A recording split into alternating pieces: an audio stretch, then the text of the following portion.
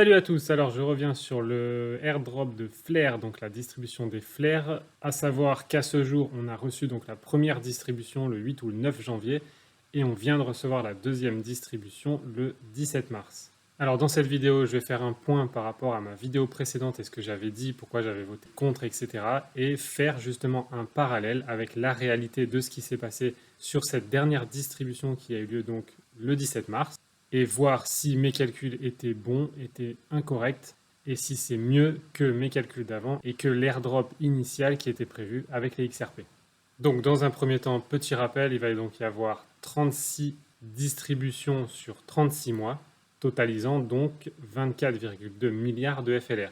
Pour être éligible à ces airdrops, donc vous devez détenir des WFLR, c'est-à-dire les Wrapped FLR, pendant les 23 jours qui vont précéder chaque distribution chaque mois. Flare va donc faire plusieurs snapshots dans cet intervalle de 23 jours pour calculer la distribution pour vous. Ça va donc leur permettre de calculer combien de flares vous reviennent à vous. Et pour rappel, aucun flare n'est distribué aux employés ou fondateurs de Flare. Donc on a un peu plus de précision maintenant sur la réalité. Voilà les dates des airdrops. Du coup, vous devez effectivement posséder et détenir des WFLR, donc 23 jours avant chaque date, pour être sûr d'avoir une distribution complète. Alors pour recevoir les distributions, il faut les demander manuellement chaque mois, pour ceux qui le souhaitent. Et il y a aussi la possibilité de faire un auto-claim, c'est-à-dire de les réclamer automatiquement. Et ça se fait exactement comme je l'avais montré dans ma vidéo que je vous remets en haut à droite ici. À savoir que tous les 67 jours après chaque distribution, ce qui n'a pas été réclamé sera brûlé, c'est-à-dire perdu. Donc réclamez-les bien juste après chaque date ou mettez la réclamation automatique en fonction.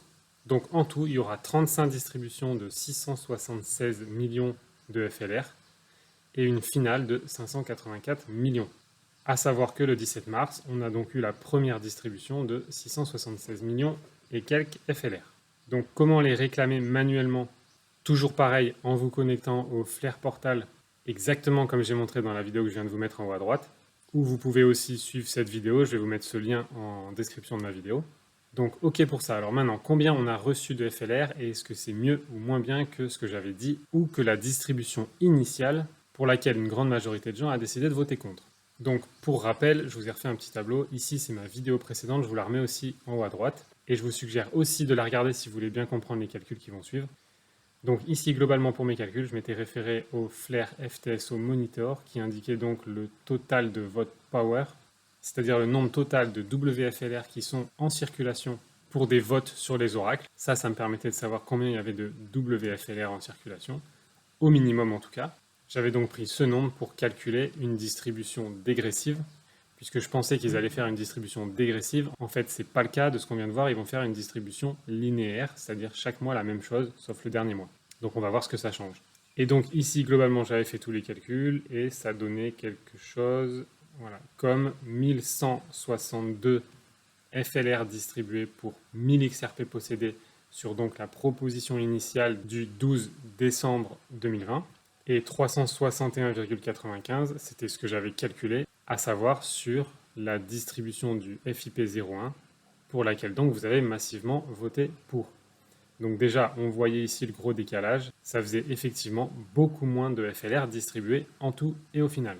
Bref, alors maintenant, qu'est-ce que ça donne en réalité?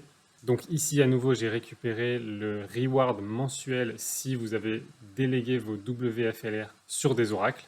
Et de ce que j'ai calculé, ça fait à peu près 1,10% par mois.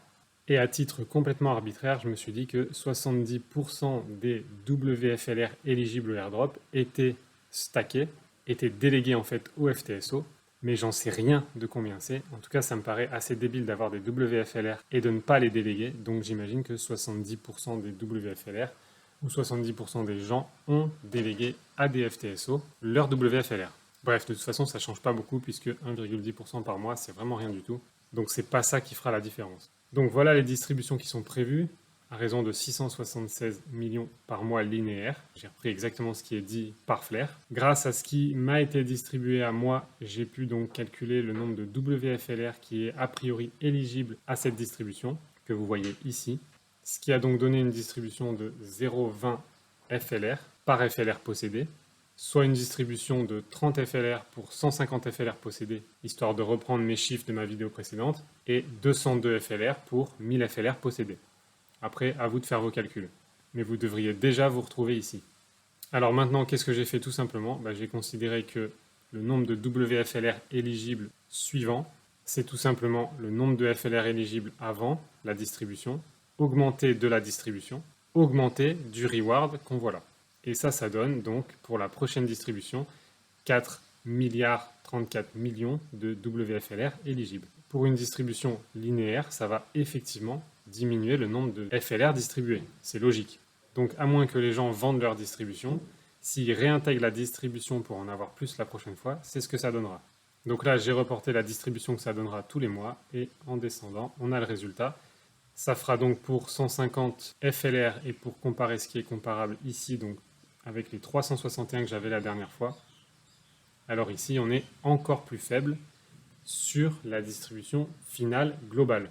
Donc le prévisionnel que j'avais fait avec mes calculs, c'était 362 FLR au bout des 36 mois.